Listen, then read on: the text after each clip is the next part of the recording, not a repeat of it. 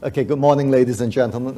Thank you. I would like to thank the organizing committee for inviting me to give this presentation this morning, and it's glad to meet you all. There is really, just now Dr. Martin was talking about climate change and talking about its impact on the economy.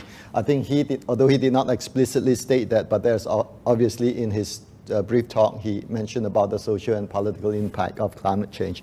And here I'm going to present some of a few studies that I have the opportunity of doing. It is a few incident that happens in the country of Taiwan and not Singapore, because in this country, if you have not already known, we don't have such disaster. We don't have typhoon. We don't have earthquake. We have a little bit of rain and a little bit of wind, and that's about all we have. It's an extremely stable and environmentally friendly as far as natural disaster is concerned. I will show you some of the things that I have actually done, and I hope this works. All right. I'm in the area of hydraulics engineering. I work on sediment transport. I also work on climate change. And I know some of you are in a very different area in energy sustainability and environmental sciences. So I'm actually chosen a topic that is more general. I think perhaps you can actually be able to follow me, because it is the science that I'm working on is quite a natural event that you can actually work on. Let's start by talking some preliminaries on erosion and scour. I think for those of you who comes from country which has erodible rivers and riverbank erosions and scour, really unfortunate events, and some people, especially people in the third world, they do have quite a serious impact on their livelihood, but they are unavoidable very often. Some are due to natural disasters like typhoon-induced floods, or some are due to human interference into the river systems or the coastal systems. And sometimes we build bridges and we build hydraulics and coastal structures into the environment, and some of these things induces other kind of impact on the environment, and they do suffer as a consequence. Show you some pictures of scour. Scour is really just a localized kind of erosion. This is a picture taken from Mississippi in the United States. Those are actually abutment. Abutment essentially is just the supports on both ends of the river system, on which maybe there is a vehicular bridge across it, or a railway bridge. And if you can look at it, but anyway, you can actually see this. Those are spill-through abutments. Some of you who live near rivers and have actually gone below the bridge to have a look, and you'll see those kind of things. And there is obviously the bottom right-hand picture actually show the exposure of the foundation. If it is not careful, the bridge may or will collapse, as I'm going to show you in this field investigation, the case study. There's another one, and the engineers, civil engineers and hydraulics engineers actually put gabion. It's just basically bigger rocks that put into some steel cage and try to protect the abutment. And sometimes it also fails. I think this is in upstate New York, this picture is taken. This is taken in the US Midwest, somewhere in, the time is 1993, when Bill Clinton was still the American president. And this is a culvert. If you can actually see, the river is supposed to flow underneath the culverts, and that is an interstate freeway across this roadway. And the flood water is outflanking the culvert, and the culvert actually fail, and of course vehicles here were driving from the east to the west of this Midwest of the United States. I think you can actually see some U-turn marks on those vehicles going backwards, because they just cannot go forward anymore. This was a pretty terrible flood during that year. This is Houfeng Bridge in Taiwan in the year 2000, August 2000. Some of you who comes from Japan, you are familiar with this kind of flooding. These are typhoon-induced floods. The whole bridge actually collapsed. From my understanding, there were people who were injured, but nobody died as a result of that failure. 2000, so about 14 years ago, 14 and a half years ago. This is another bridge failure in Taiwan. If you can actually have a look at it, I'll come over here, probably easier. This is actually a scour hole. This is the edge of the scour hole. And you can actually see the pier actually has fallen down. And if you can actually see this piece of concrete, which is supporting the foundation, actually has sunk into the river, sunk into the scour hole. As a result of which, the deck actually has fallen off. But I don't think anybody was injured or hurt, except the bridge has to be closed. Of course, there are social and economic impact as a result of this. Now, what is happening here at the pier, for example, in the previous slide, it is due to these vortices that actually form as a result of the construction of an obstruction in the middle of the river that actually deflect the flow, causing vortices. Now, what am I trying to show you this morning? I'm going to use another failure, a bridge failure in Taiwan, in the central part of Taiwan near the city of Taichung. In 2008, the bridge is called Houfeng Bridge. I happened to have the opportunity. I happened to be traveling to Taiwan that year. I was invited to go over to do some collaborative research.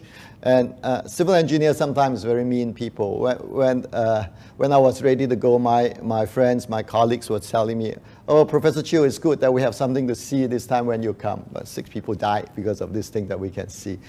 So I have a chance to actually look at it. I was there 2 weeks after the failure of the bridge, and I actually followed through. As a result of it, we actually wrote a paper in the journals, and much of the information that I'm talking today is actually from that paper that was published a couple of years ago. This happened in 2008 in September.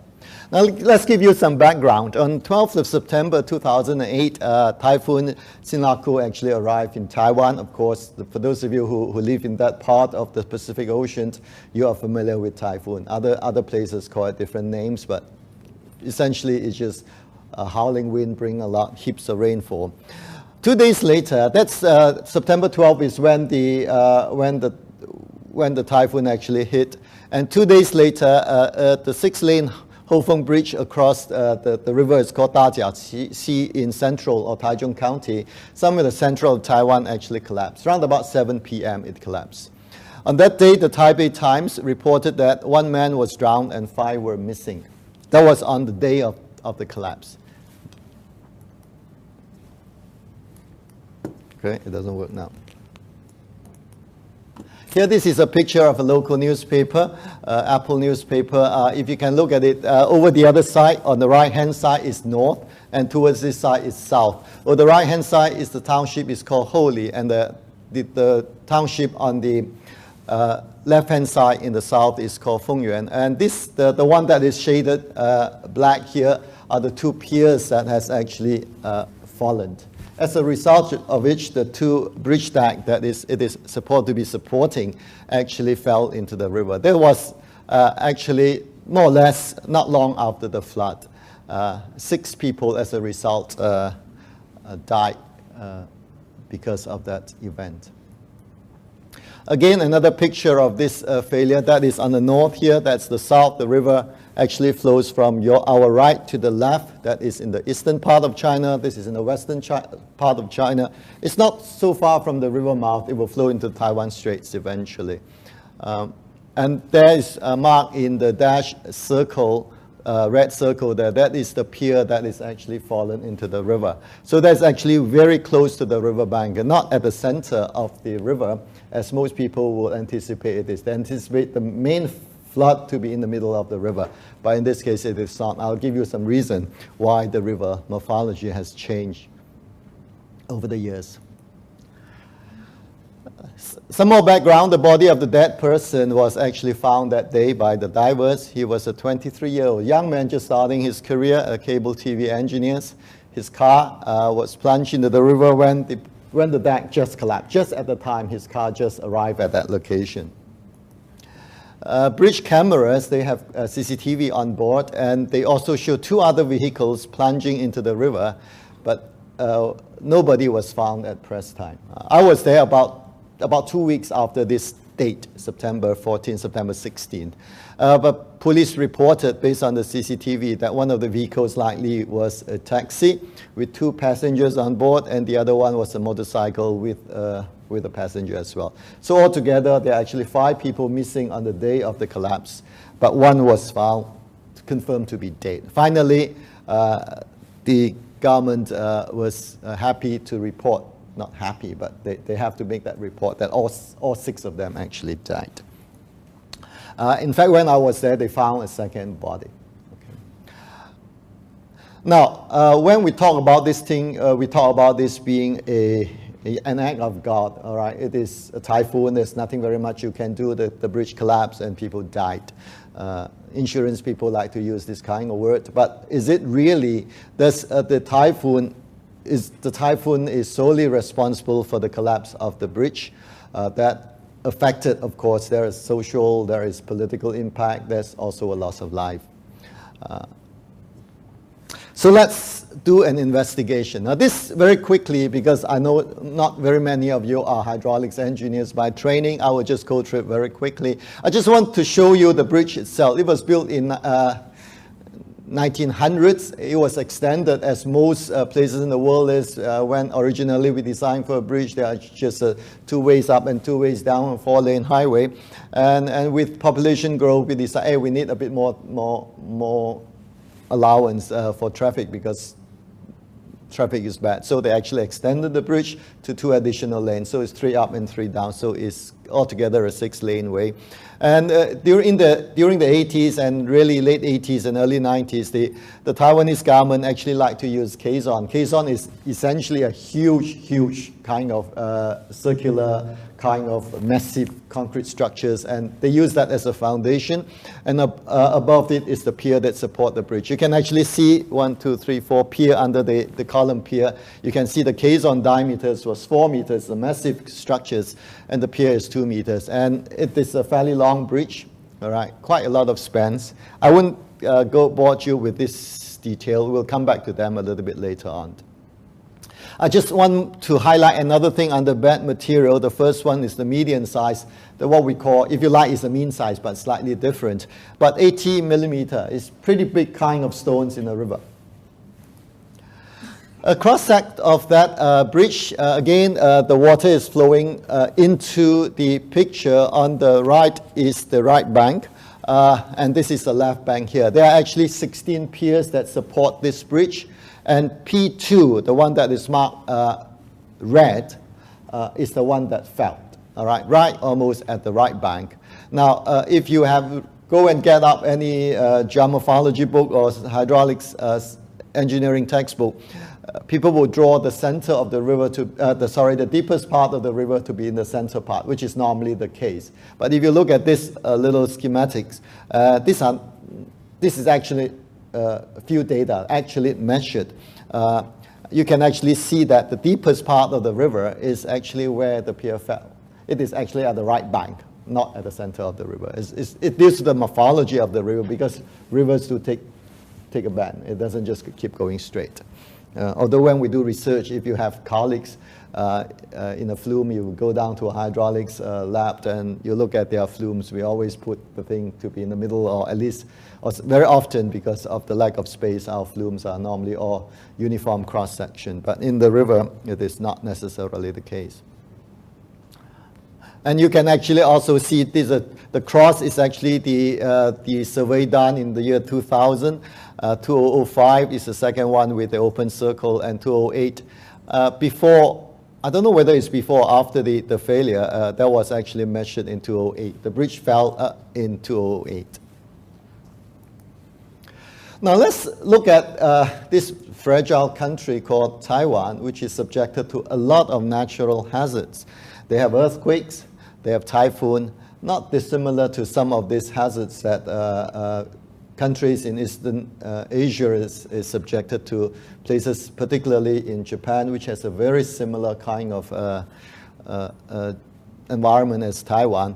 And more importantly, they have extremely steep river, which is very, very unusual. Like the Japanese river, they are very, very steep. I want you to look at some of the pictures that we have done here. Now this is the Colorado, one of the large rivers in the United States. Look at the gradient. It is really very, very gentle to the Taiwanese river. The three rivers here, the Dajia River, that's one that the bridge was founded on. You got Danshui He and you can Zhuoshui He. They are all extremely steep. If you look at this Rhine River, okay, they get to become steep, but they are way upstream. This is where the mountains are. But here, this is over. This is a river mouth. I'm sorry, some of this thing is written in Chinese because it's taken from a Taiwanese report. here, they are really very, very steep. It's very, very uncommon to have rivers in the world that is that steep near the river mouth. Taiwan is not a large country. And the reason is because Taiwan is if you like a potato, that is actually fairly long, but very narrow. And they have fairly high mountain ranges in the middle. And therefore, they have really quite high elevation in the middle where the source of the river is. And going to the coast where is Taiwan Strait is, they really only have a little bit of length here. So from very high and over a short distance, inevitably you'll have an extremely steep river. And that's why reason. When you got steep rivers in hydraulic engineering, the water just comes straight down. It's almost like ski jump for those of you who go skiing, and you just come straight down. Almost that kind, with that kind of high momentum. And that is really a high hydraulic scour potential. They have earthquake, they have typhoon. All these are contributing factors in addition to just the flood. Of course, the flood is important. Just look at the flood itself. Fortunately, for us who are doing research in this area, Taiwan has got pretty good gauging station. There are two hydrographs. Hydrograph is essentially a measure of either the depth of the river as a function of time or the flow rate of the river as a function of time. They have two measurements. The one that is in light blue, this one, not tall enough to reach. That one there, okay, on top. It just go up. That is measuring water discharge or stage. In other words, the water depth. Generally, the higher the depth, the higher the flow rate as hydraulic engineer. It just went to that where that star is, the yellow star. Yellow star is the time when the bridge collapsed. Now, after that, you can see that the light yellow curve is gone. No more. We have no more measurement. Why? Because the measurement is right at that bridge. The bridge fell, so you can't measure anymore. There's nothing to measure. But we have another measurement, which is the dash white curve. That is measuring flow rate. This is measured at a dam called Sigangbao, which is actually 5 kilometers upstream of the bridge. So it's close. It's not that far away, 5 kilometers. If you can assume that what is actually happening at the location 5 kilometers upstream of another location, they could really arguably say they're very similar. So you can actually see that the yellow curve, the flow rate actually start when on September 9, typhoon came, and then it started to build up right to the peak. And then it, of course, as the rain actually eases, and it just subsides. Okay, very typical of a hydrograph. And you can actually see if this data were believable, then you can see the bridge actually, the failure actually occurs right at the peak of the flood, right there. Okay. It's not all the floods actually, not all failures occur at the peak, but in this case it does. Now the measured flow rate, at least at a location 5 kilometers upstream of the bridge, was 4,230 cubic meters per second. That's a lot of water. Okay, for a little country like Taiwan, it does not have that kind of catchment, like for example, in rivers in China, for example, like the Yangtze River, they have huge catchment. 4,230 cubic meters per second. Singapore, we are lucky we have 100. Okay, when we talk about flood here in this country, the Taiwanese colleague of mine, they will laugh. They say, what kind? This is not flood, this is just some dribbling of water. All right, so this is a flood. So is 4,230 meter cube per second large for that river? What is the probability of recurrence? What is the return period of this kind of flood? Here they have actually done some study on this particular river, Dajia River. And if you look at it, those are maximum flood for that year. All right, look at it. That one on the red triangle, right, in 2008, that is the flood that actually brought down the bridge. If you look at it, that 4,230 meter cube per second. Now, hydrologists, people like me, we actually work on return period. Some of you do, some of you may not be familiar with this kind of concept. In other words, for 4,230 cubic meter per second flood, it has a probability of recurrence of 1 in 5 years. In other words, you have a 20 chance of occurring at any given time. So is it big? It's fairly big. Is it really that large? It's not. All right. They have more or less 5 floods in their history of measurement way back to 1964, 63. There are 5 floods that actually exceeded this, all right? But all those preceding floods did not bring down the bridge. And finally, the red triangle. You can see some white dots, which is actually has a higher value than the red triangle. I have to move on. Now this is one thing. It has large flood that day. But is it solely responsible for the failure of the bridge? It is not. Okay, there are other contributing factors. Now, another very important contributing factors in Taiwanese river is that in many of their rivers, the riverbed comprises of mudstone, okay, that undulate below the gravel. Just now, if you remember, I told you that the gravel in the river is 80 millimeter, which is fairly big stones. All right, but underneath that very thin layer of gravels, they are mudstone. Now, these mudstone are not terribly good. It is almost like our instant coffee. If you actually throw some instant coffee, as most of us do, in a cup, and then we put some water inside, if we start stirring it, it will melt. All right, something similar happens to Taiwanese river. Now, 8 centimeter large gravels is there, but they are not the problem. Not the gravel is not. The mudstone is. Some picture to show you the geology. This is obviously the stone. One layer. And below it, you can actually see this stuff. This grayish looking color thing, they have actually absolutely no strength. Actually, if I have actually picked up some of those stones and put in my hand, I can crush it. If you don't tell people they are mudstone, I'll be like Superman, I can crush a stone. All right, but it's not. It is extremely fragile. So with this kind of torrential flood induced by typhoon, it can actually melt this kind of thing easily. All right, and they do. You can actually see how fragile they are.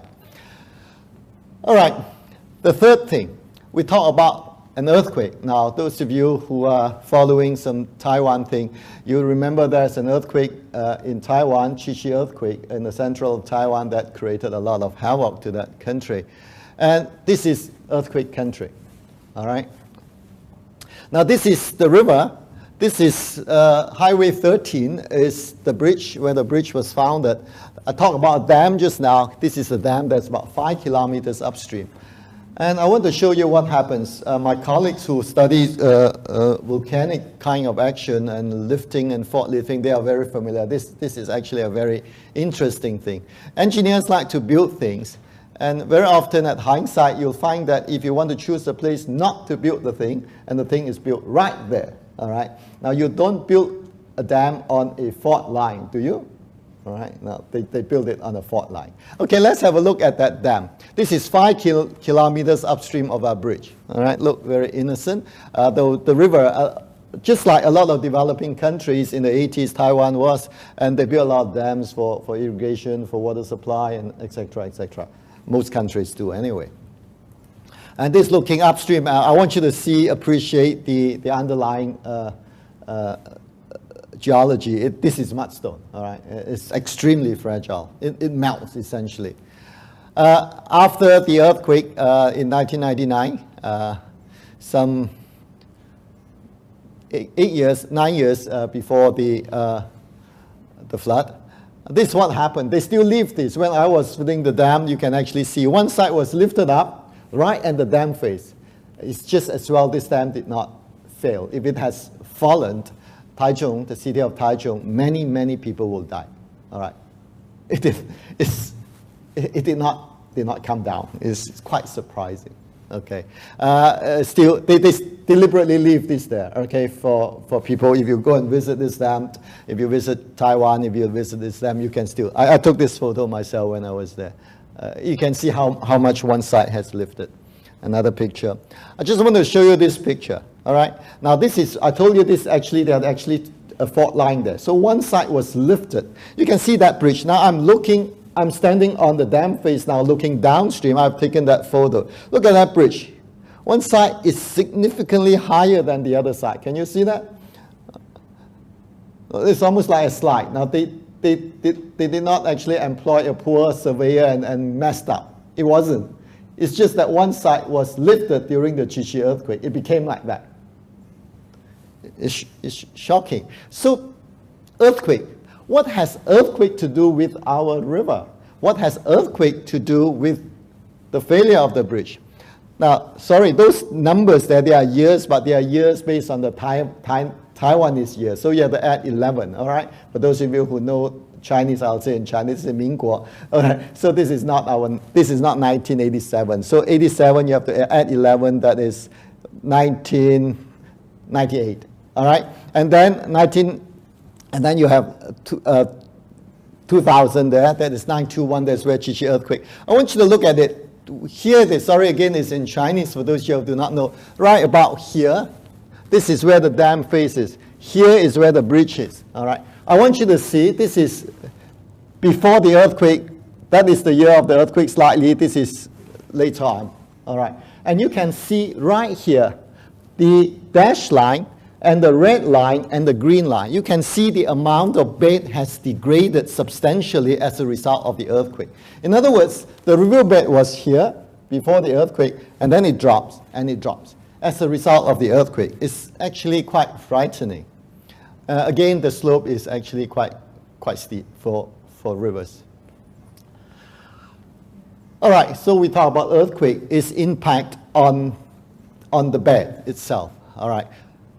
Now we talk about the morphology. We have been talking about it, giving you a hint, because we talk about how the deepest part of the river is not in the central but on the right bank. Because a river is a living kind of thing. It is not like what we do in the flume when I ask my student to do an experiment.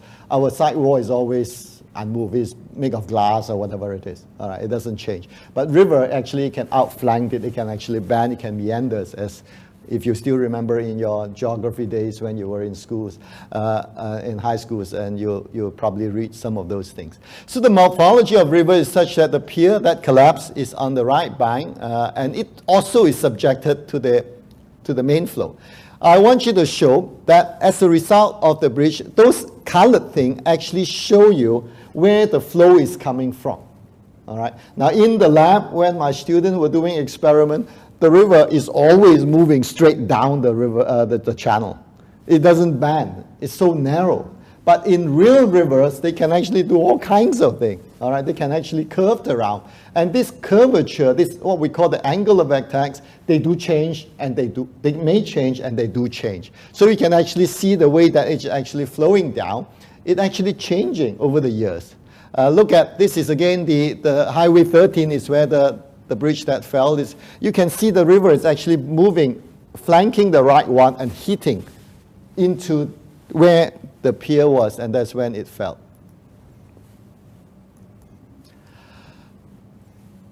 Okay, we have actually talked about a lot of these contributing factors. Now let's try to put them together. Now the degradation of the bed. Therefore, when the bed actually degrades, in other words, the top layer has now been taken away. What is the top layer? Top layers are the good gravels, big stones that create resistance. But now they are gone. So what is exposed is the mudstone. They are completely fragile. They can even melt in your flow with high turbulence. It's like us stirring instant coffee in the morning. You stir it, it will melt. All right, so you keep losing it really, really quickly. And because of these changes, the bank actually moved away, and the morphology and therefore the angle of attack, where the actually main flow is coming from, they also change. They are all very important contributing factors. Let's show some pictures that we have taken. This is innocent low flow. Did the Taiwanese engineers do something to protect their bridge? Sure they did. They put stones, they put tetrapods at the back. Those people who live in coastal area in the world, you see this kind of man-made structures. They are actually patented, if I'm not mistaken, by the Dutch. Actually, they put it there. Normally, those are actually put in the ocean for protection. Those are what I told you the caisson. This is a large caisson there. And those are the pier, and that's, of course, the bridge deck. They did a lot. This is during low flow, very innocent-looking water. Now, I hope this works. All right? Keep our fingers crossed. Okay, this, I can't say anymore. They are louder than me. This is innocent, actually, low flow.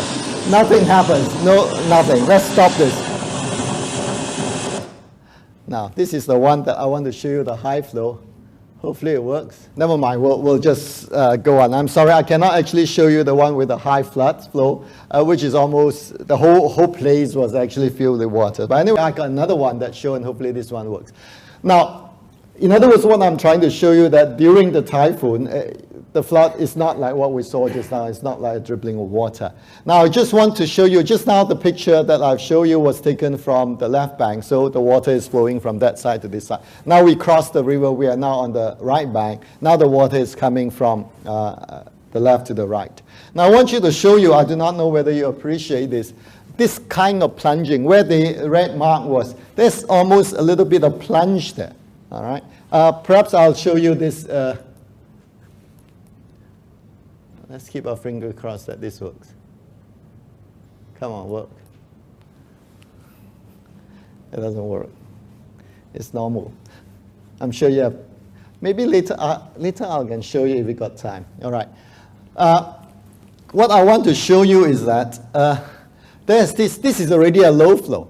Okay, the flood hasn't completely subsided, but it is certainly not 4,230 meter cube per second. This is probably 1,000 something. This is a week or so after the peak of the flood. I want you to appreciate this thing that actually plunges down. What causes this thing? You're not supposed to get these things. Something happened to make the flow actually almost like a rapid that actually plunges down. When it plunges, it hits directly onto the pier. The pier is here, the plunge pop, just hit there. It's almost like a jet of water that we did it. What happens is that this is a low flow. There's something there. This is the bridge on the right-hand side here. There are three blokes there standing on this concrete thing there. What on earth is there? Why do they build something there? There's a pipeline there. This pipeline supplies municipal water to the city of Taichung. But if you have been to Taichung, Taichung is not a small city. It's a fairly large city, one of the largest cities. I think it's the third largest city in Taiwan with a lot of population. So they need water. So this is a municipal water supply line. They need to protect this this pipeline. This just conveys the fresh water, drinking water to the city. And when they actually built this, the pipeline was buried into the riverbed, way down. But because, remember we talked about the degradation, the riverbed that has actually subsided, so much so that they actually has exposed this pipeline. So if this pipeline were exposed, if you're an engineer and if you are the government agency, you say, no, this pipeline cannot fail. If it failed, there will be no water supply to Taichung, and you probably lose your next election straight away, whoever who is governing it. They have to protect this guy. So how do you protect this guy? So they encase the pipeline with this large concrete right there. Okay, so that's what they did, rightly or wrongly. So as a result of it, it became something like that. This is innocent looking. It doesn't look like anything. Unfortunately, my video didn't work. It will actually show you some more exciting thing, and you see the water plunges right onto the pier. So those are actually important contributing effect. Now I've given you quite a lot of things. There's a typhoon, the high flow rate. There's the earthquake that induces degradation. We have this really fragile mudstone that underlaid the top. And we have human made thing. The pipeline is just one of them. They also built other things downstream of the pier. They're all contributing factors. So we did an analysis of whatever information that we have. So at the end of the day, what we are actually trying to say is very typical of people like me who studied this for the last 30 years. We actually look at how deep the scour depth is, how deep the scour hole has gone, so that the pier is actually exposed, the foundation is exposed. As a result of it, it can no longer support this vertical load that's coming down, and therefore it failed. So what is contributing it? That's a long-term general scour that is over the years. How much has this river degraded? And there's a short-term general scour that's during that flood. There's an imbalance of the sediment that comes in and the sediment that goes out. If what comes in is less than what goes out, then it will drop as well. We have contraction scour because of human beings decide to build things in the river system and actually reduce the cross-sectional flow of the river, and it actually causes increase in velocity. And finally, we have local scour. This is the vortices that form around the structures that actually create a lot of undesirable erosion. So we actually use some equation in published literature, and based on whatever we can collect from the government agencies and whatever data they want to give to us, I better move on. I'm almost to the end. All right. This is again the same picture of the riverbed, the profile of the riverbed. I just want you to show this. Houfeng Bridge, this is the fourth on the first one, marked in red. This is before the earthquake, 1993 to 1999. All right. Now you look at it, on average, actually the riverbed degrades 0.05 of a meters, 2 inches, 5 centimeters every year. Not very much, that much every year. Post-earthquake, it drops 0.5 meter per year. In 8 years, it drops 4 meters. In Singapore, 1 story is about 3 meters. All right, so this is more than a story over the 8 years. So 0.5 meter, that's a 10-fold increase in the average degradation rate of this river. So this is actually a huge contributing factor to the river. So we use the equation in published literature and actually calculate what is the possible amount of erosions. We have, as I mentioned to you, long-term erosion, short-term erosion, local scour, and all the other. Remember we talked about the jet as well? There's a jet scour because of that submarine pipeline. The pipeline that's there inducing this plunging flow. We actually calculate all those kind of things. And as a result of which, we find that there's a huge amount of erosion that has taken place. I just want to show you. These are all drawn to scale in a sense. This is huge. This thing. That is what it looks like, that encasing that actually encases the pipeline there. It's a 2-meter pipeline. It's a huge pipeline. Of course, this is for municipal water supply in Taichung. And based on our calculation, we found that the extent of scour and total erosion can actually undermine the entire caisson. It can actually lift the caisson out. It has the possibilities. Nobody knows what happens during the flood, at the peak of the flood. This is actually a hindcasting based on whatever available information we have. But our study have shown that, is it possible to lift this caisson out and therefore cause the pier to collapse? Answer is certainly yes, it can't. So what is the contributing factors that bring down this thing? We actually try to put it into a pie chart kind of thing. Pier scour is close to 40%. Is it important? It is important. Long-term general scour is close to 30%. Plus the short-term is close to 1/3. So if there is no Chi earthquake causing the 10-fold increase of bed degradation annually, this bridge may not fall, may not have fallen, may be still there. So earthquake contribute to this thing is quite far removed. Certainly we need collaboration. I do not know whether this thing happened in some Japanese river because there's a similar kind of natural event in that country as in Taiwan. I do not know. The jet scour is 21%. Now if you did not put that pipeline there, would the bridge still be there and the 6 people still be alive? We do not know. But it certainly contributes. It's 20%, it's large. And the other thing are not so important. If you look at it, that's already how many? There's 48, about 80% of things.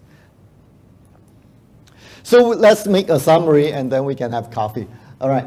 For long-term general scour at the Houfeng Bridge, the calculated result reveals that about 1/3 or 33% of the total scour depth is due to long-term general scour and short-term general scour. If this thing doesn't take place, maybe the pier will still be around.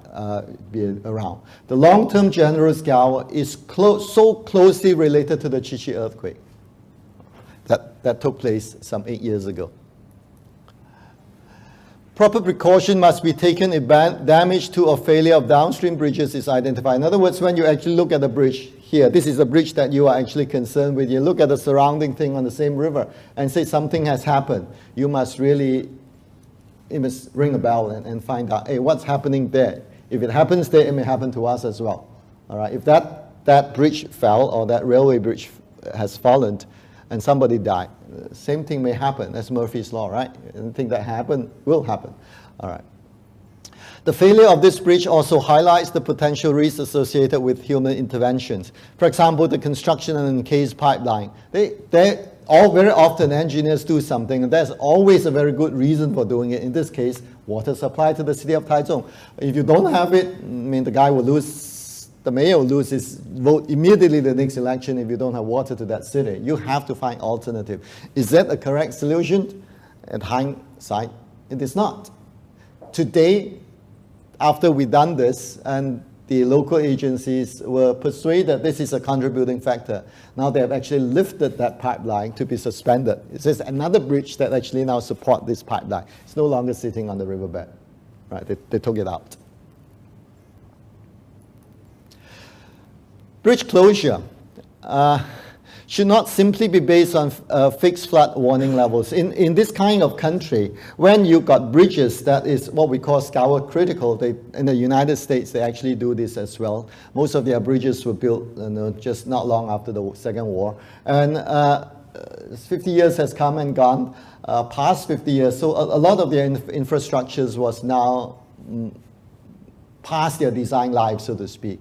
And looking at the economy of America, they probably don't have that resources to actually rebuild all their infrastructure, which is, of course, extremely expensive. Unlike China, which is a growing country where they are building, everything is brand new. When it's brand new, nothing happens. But when you're 50, 60 years old, things will actually happen. Same thing in Taiwan. So we find that it is our recommendation that you have to be based on something actually more rigorous scientifically rather than just simply. I just want to report to you what happens to that bridge. Of course, the bridge fell, 6 people died, and that was the year that President Ma Ying-jeou just started his first term as president of Taiwan. And of course, when that happened and 6 people died, there was actually political pressure on the president. So they actually built it. Within a year, they built a second bridge. All right, this is the new Houfeng Bridge. The first one, of course, is gone. They built it. This is during the construction. I visited them during the construction. And 2010, it was open to traffic. Here, the blue thing here, this one, is the pipeline now. So it is actually elevated. So they have a second bridge for the pipeline, and that is the vehicular bridge over there. And so I think it's 2010, it opened traffic. And if you go there, you'll be driving on this bridge, not the old bridge, because the old bridge is gone. I think that's all I have. And before I go, I just want to acknowledge some of my colleagues. And that was the paper with 4 other colleagues. They're all Taiwanese people. Without them, I could write nothing because it's not my country. I need to have data. They are the one who actually helped me, and I did contribute in trying to understand some of the physics and the contributing factor. The field understanding is clearly very important. And thank you very much for your attention.